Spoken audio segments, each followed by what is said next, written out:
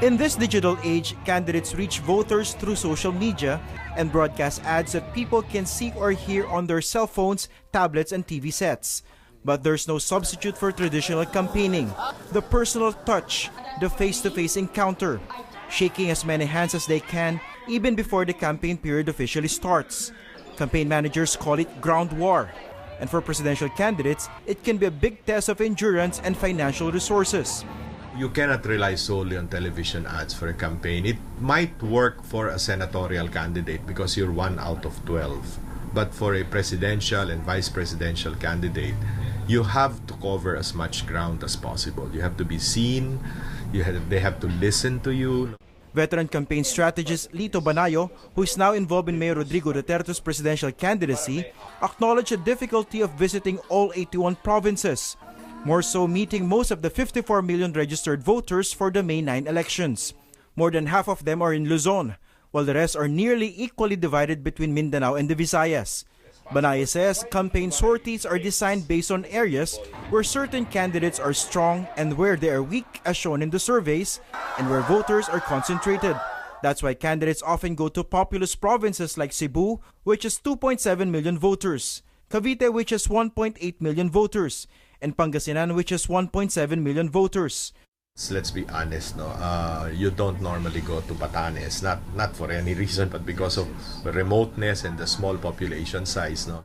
Batanes has only 11,000 voters, which explains why it isn't on the itinerary of presidential campaigns. Senator Grace Poe has visited Pangasinan twice already and frequented Cebu and the Davao region. But she also went to Pangasinan because she had been invited, and because it happens to be the home province of her late father, Fernando Poe Jr. We don't just look at the dynamics of how many voters there are.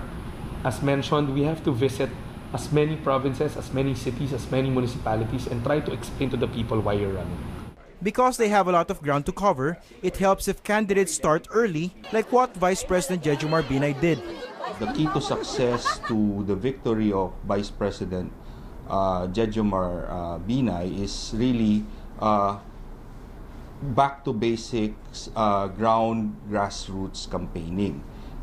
It's as if he has treated the entire country as a larger version of Makati.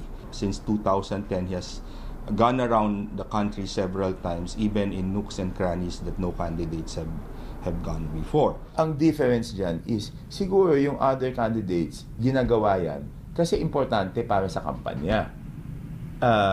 Importante para makakuha ng boto. Si BBB na ginagawa yan kasi yun ang nagpapasigla sa kanya. Yun talaga ang style of governance niya. Supporters of Vice Presidential candidate Leni Robredo say it's also something she's comfortable with.